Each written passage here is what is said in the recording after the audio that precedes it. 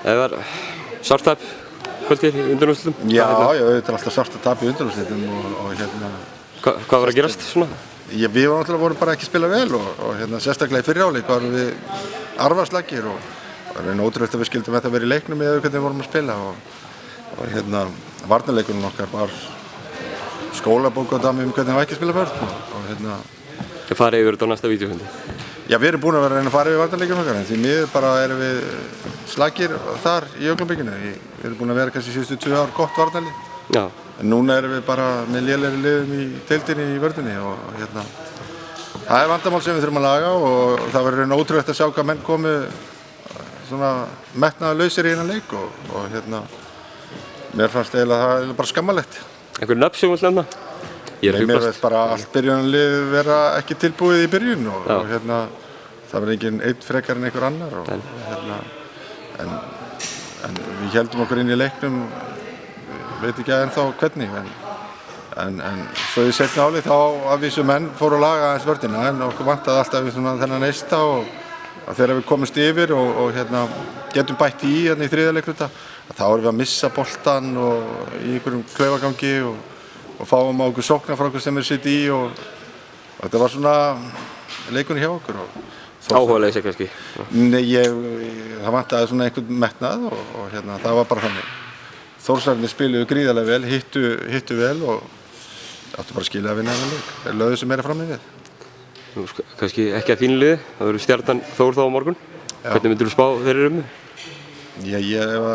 Þórsararnir hitta svona eins og þeir gerðu í dag og þá verða þeir erfiðir og þeir spiluðu vel í dag en þeir spiluðu að fá mönnum þannig að þetta geti kannski setið dálítið í þessi leikur, þetta var hörkuleikur og þeir getu kannski verið dálítið þreyttir Það var svolítið harðari eftir þess að leiða á hann.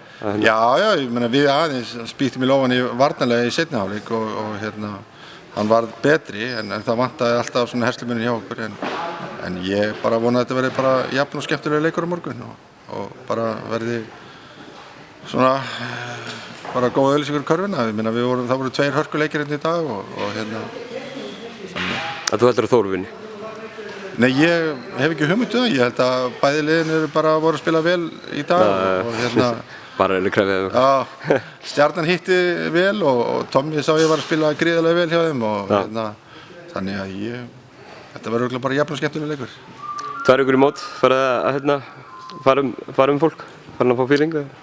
Já, við erum alltaf að spila þannig að fiðringin var að vera byrjaður þannig að við erum að spila í undanúrslitum þannig að menn getur ekki verið að fara spenntir fyrir einhverju Íslandsmóti þegar við erum að spila hér, menn voru að hugsa um þetta en ég veit ekki hvað menn voru að hugsa um í byrjun en þetta er gott æfingamót og Þið komum nú svolítið svona sterkt út í hafi verið að gera síðust 2-3 ár með unga svona efnilega og bara orðna góða leikmenn sko.